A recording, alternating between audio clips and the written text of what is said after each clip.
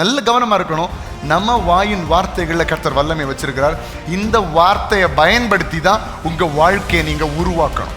கர்த்தருடைய ஒரு வார்த்தை, கர்த்தருடைய பிரசன்னத்திலிருந்து நாம் கேட்கிற ஒரு வார்த்தை எத்தனையோ மனிதன் தர முடியாத சந்தோஷத்தையும், எத்தனையோ மனிதர்கள் பேசி தர முடியாத சமாதானத்தையும் கர்த்தருடைய ஒரு வார்த்தை நமக்கு கொடுத்து விடும். சில நேரங்களில் நம்ம மனுஷீகமா ஒருத்தங்களுக்கு அட்வைஸ் பண்ணும்போது உள்ள ஏறவே ஏறாது. கர்த்தருடைய வல்லமையினால நீ ஒழுங்காயிருன்னு ஒரு வார்த்தை சொன்னா போதும், அவன் வாழ்க்கை ஒழுங்காயிடும்.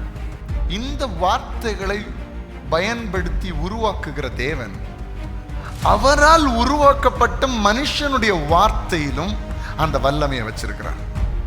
இன்னும் சொல்ல போனா கர்த்தருடைய ஆவியினால் நடத்தப்படுகிற தேவனுடைய பிள்ளைகளுடைய வாழ்க்கையில, கர்த்தரால் அபிஷேகம் பண்ணப்பட்ட மனிதர்களுடைய வாழ்க்கையில அந்த வார்த்தையில கர்த்தர் வல்லமையை வச்சிருக்கிறார்.